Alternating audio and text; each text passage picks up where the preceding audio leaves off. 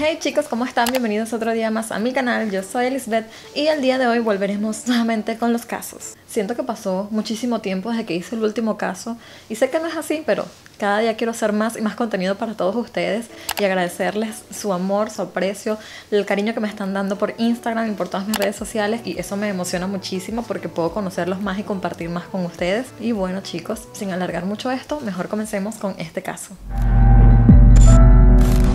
Clasificación: homicida. Características: niña de 11 años.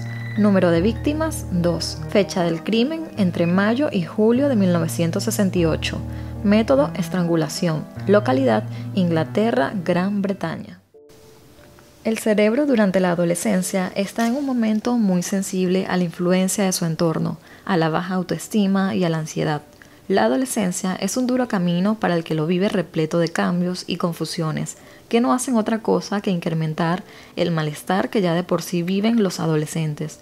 Es por ello que los adolescentes son más propensos en esta etapa a conductas agresivas. En el caso de Mary Bell, su entorno familiar acrecentó esa violencia hasta niveles insospechados. Mary Flora Bell nació el 26 de mayo de 1957 en Inglaterra. Su madre se llamaba Betty y ella tuvo a su hija Mary cuando tan solo tenía 16 años de edad. Era muy joven, una adolescente, no sabía realmente qué hacer con esta niña, pero aún así se quedó con ella. Nunca se supo además quién era el padre biológico de Mary, pero esta mujer posteriormente se casó con un hombre llamado Billy Bell, quien también poseía antecedentes penales por robo armado. Y este hombre fue quien prácticamente crió a Mary como si fuese su propia hija. Algunas personas llegaron a asegurar que Mary era una niña que fue muy maltratada desde que nació, ya que su madre Betty realmente nunca la quiso. En muchas ocasiones ella llegó incluso a intentar matar a su propia hija cuando tan solo era una bebé, y se dice además que ella en los dulces de la niña colocaba ciertas drogas para que ésta tuviera una sobredosis, pero pues nunca pasó a mayor. Para nadie era un secreto de que Betty realmente no quería a su hija, porque ella incluso lo llegó a decir, que no la quería y que prefería que estuviese muerta. Esa no fue la única cosa horrorosa que hizo esta mujer en contra de su hija, sino que esta mujer más adelante empezó a trabajar como prostituta, y en esos encuentros con sus clientes ella también llegó a ofrecer a su propia hija para que hicieran cosas horrorosas con ella. Así que pues la infancia de esta pequeña niña realmente fue súper macabro, fue horroroso. Podemos decir que ni siquiera que tuvo una infancia real, sino que desde muy temprana edad su madre nunca la quiso. A la edad de 10 años Mary seguía mojando la cama, y esa era una de las cosas que su madre utilizaba para poder avergonzarla delante de todas las personas, delante de todos los vecinos, puesto que ella sacaba el colchón y lo colocaba afuera de la casa para que todo el mundo viera lo que ella había hecho.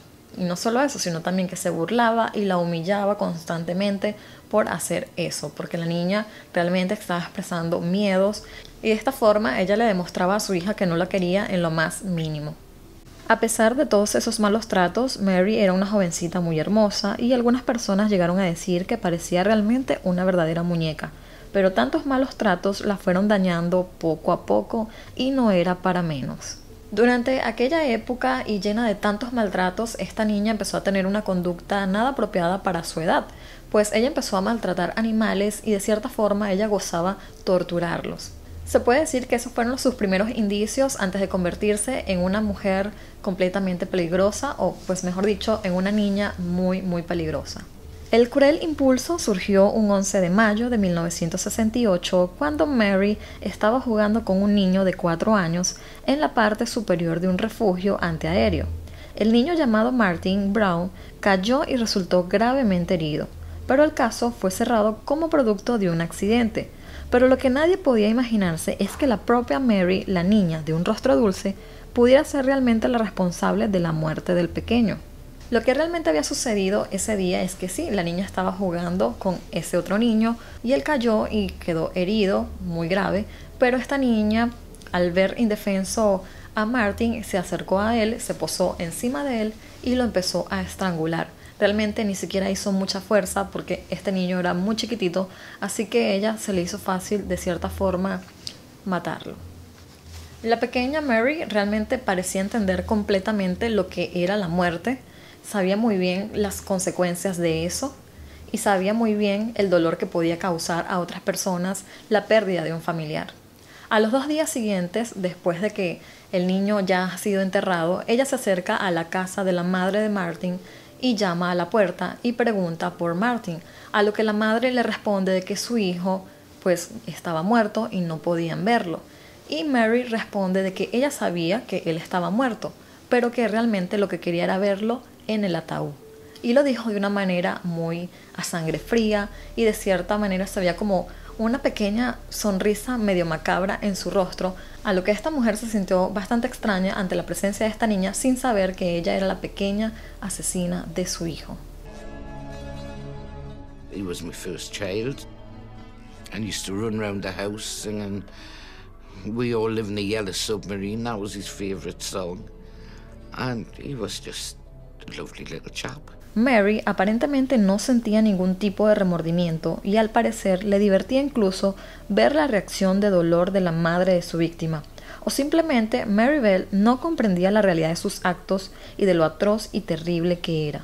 Al parecer, a los días siguientes Mary trató de mostrar como un cierto comportamiento extraño para que las personas se dieran cuenta de que ella era la autora de ese crimen, pero realmente las personas no la tomaron en cuenta. A días siguientes, esta niña dibuja en su diario cómo estaba el cuerpo del niño muerto y en este diario también escribe que ella había matado a Martin y que nunca la atraparían. Semanas más tarde, esta niña también escribió un mensaje muy inquietante que decía que ella asesinaba y que podía hacerlo de nuevo. Este mensaje lo vio muchas personas y la localidad en sí se sintió un poco alarmada pensando de que se trataba de un asesino adulto y no de un niño. De cierta forma, ella como que burló a las personas que vivían en esa zona e incluso a las autoridades. La vida de Mary era un total infierno, vivía con una madre prostituta que abusaba de ella, tanto física como mental y psicológicamente. Su padrastro tampoco era una buena persona, realmente no tenía como esa base familiar que pudiese darle calor y poder educarla y enseñarle lo que era el amor. Por eso esta niña decidió sacar como todo ese odio y esa rabia que llevaba por dentro, porque lo único que ella conocía eran cosas malas. Así que un mes más tarde, Mary decidió repetir su hazaña nuevamente. Su segunda víctima era un niño de 3 años llamado Brian Howard, que se encontraba jugando en la calle. Mary estaba con su amiga Norma y deciden llevar al niño a una casa abandonada, y allí Mary procede a estrangularlo. Pero esta vez ella decide dejar como un sello y con una tijera dejó marcada en la piel del estómago del niño sus iniciales. Aparte de todo eso, ella también cortó las partes íntimas del pequeño. Esta segunda víctima tenía tan solo 3 años de edad y lo que le había hecho era algo sumamente horroroso. Y aparentemente ella quería también que supieran que ella era la autora de este crimen porque dejó marcadas sus huellas en el cuerpo de este niño. Sin duda alguna, en esta segunda víctima, Mary estaba plasmando toda su frustración y todas las cosas malas por las que ella había pasado, violencia, abusos sexuales, y esto lo dejó marcado en el cuerpo de este niño. En este caso, particularmente, la familia de Brian, del pequeño niño, sí sospechaba de cierta manera de Mary y de su amiga Norma, pues estas niñas habían hecho preguntas constantemente y muy extrañas sobre la muerte de este niño. Como preguntas de si extrañaban a Brian y también preguntaban si lo querían y todo esto lo hacían como en tono de burla. Más tarde, un médico forense sugirió que el asesino podría haber sido un niño, ya que utilizó relativamente poca fuerza. Los detectives comenzaron a circular cuestionarios entre los niños locales pidiendo a los sospechosos que explicaran sus movimientos en el momento de la muerte de Brian. Tanto las respuestas de Mary como de su amiga Norma fueron incongruentes y ambas niñas fueron llevadas para ser interrogadas, en lo que Mary también llegó a decir de que había visto a otro muchacho maltratando y asesinando al pequeño. Por otro lado, Norma sí se quebró por completo y dijo la verdad, confesó de lo que había pasado y de que había sido su amiga Mary la que había asesinado al pequeño Brian. El juicio inició en diciembre de 1968. Norma, por su parte, fue absuelta de todos los cargos, mientras que Mary Bell fue condenada por 2 cargos de homicidio. Mary en las declaraciones llegó a decir de que sí, ella había disfrutado el haber asesinado a estos 2 niños. Lo dijo con tanta crueldad que el público realmente se sentía asombrado por lo que esta niña estaba diciendo. Y realmente estas declaraciones sí pudieron confirmarlas cuando encontraron los diarios de Mary, que estaban muy específicos, donde habían los dibujos y donde había escrito ella la confesión de la muerte de estos niños, que ella había sido la autora.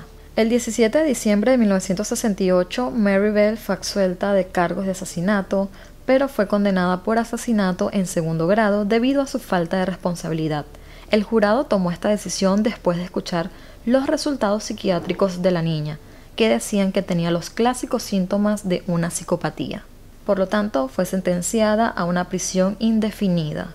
Desde el primer momento en que Mary estuvo presa, fue el centro de atención de todos los medios de comunicación, pero lo más triste y lo que más me causó impresión es que la propia madre de Mary se encargó de vender la historia de su hija, de revelar las supuestas historias que ella había escrito y de decir que todo lo había hecho su hija, todo lo que había sucedido, todo lo que había revelado, incluso dio entrevistas y obviamente cobró por todo eso. Y me pareció súper macabro porque la madre es la principal responsable de que su hija sea de la forma en que era.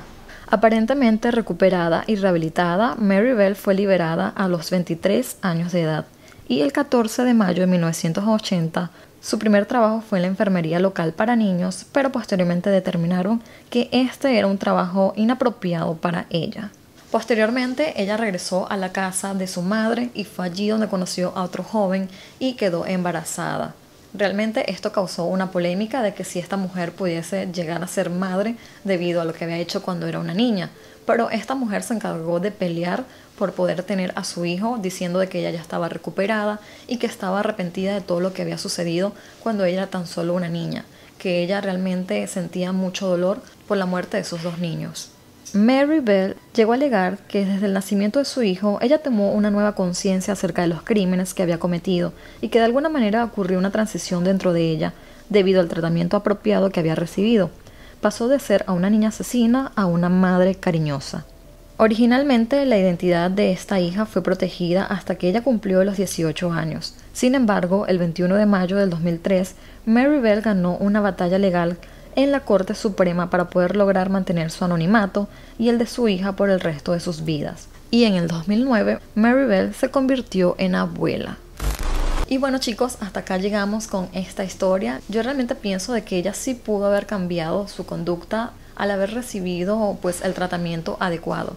Lo que sí no apoyo en lo más mínimo es que su madre pues no haya recibido ningún tipo pues de enjuiciamiento porque su hija haya tenido ese comportamiento. Siento que todo lo que le pasó a esta niña fue culpa de su madre y de su padrastro, porque sin duda alguna eran unas personas que no eran para nada adecuadas para tener una familia. O sea, realmente estaban completamente locos, más que la propia niña. Quiero pensar de que sí, que ella se pudo haber rehabilitado, quiero pensar de que sí pudo haber sido una buena madre. No sé qué piensan ustedes, me gustaría que me dejen en los comentarios lo que piensan con respecto a este caso. Yo los voy a leer, ustedes saben que a mí me encanta leerlos. Y bueno chicos, si todavía no se han suscrito a este canal, pues yo les invito a que se suscriban y que además activen la campanita de notificación para que cada vez que yo suba un nuevo video ustedes sean los primeros en verlo. Y además no olvides que puedes seguirme por todas mis redes sociales para estar en un mayor contacto. Y bueno, yo me despido, nos vemos en un próximo video. Bye bye.